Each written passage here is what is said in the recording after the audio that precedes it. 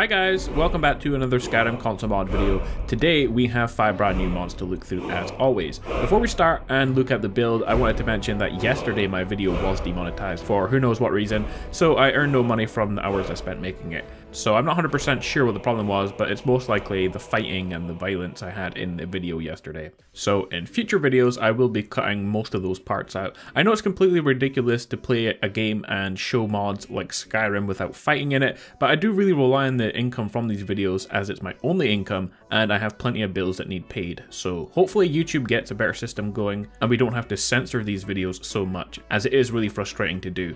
Anyway guys, into the build. Yesterday I asked you what one-handed weapon our build will have, and the most votes was a one-handed sword, so that's what we will be using alongside our magic. Next guys, I need to know what kind of heavy armor do you want to wear on the character, so as always the question is posted in the comments below. Finally guys, I'm not really going to ask many more questions for the build. I have a lot of info already from you guys and I need some surprises for when I actually make the video. Once this one is finished, we can move straight on to the next one anyway. But enough about that, let's move on to our first mod.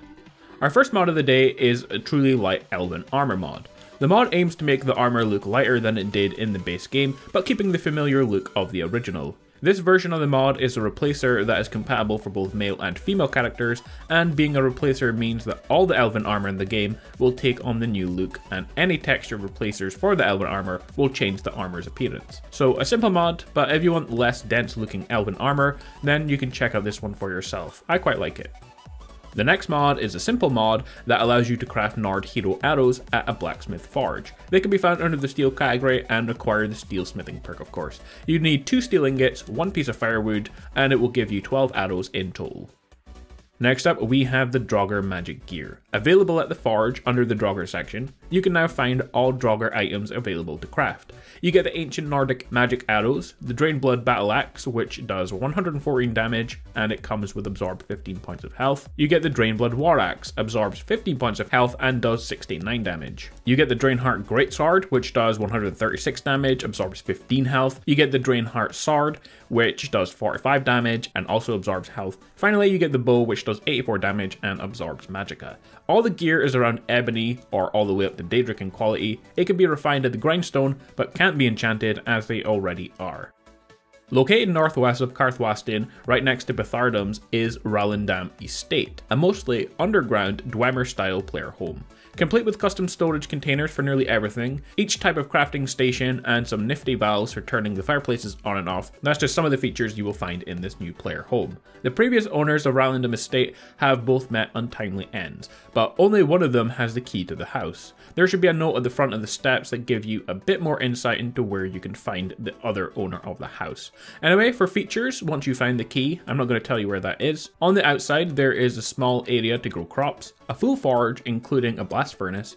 There is an area to sit at with a fire pit, which you can turn on and off. Inside you can head underground. The first main room has a large dining table. In this room there is also a cooking pot and plenty of named storage for armors, weapons, and dragon priest masks. This is kind of the main room and the other rooms stem off of this one. The first of those rooms is the alchemy and enchanting room. This includes a staff enchanter and the room has plenty of storage inside of it in the form of loads of barrels. You have a kid's bedroom with 3 beds inside, including again plenty of storage.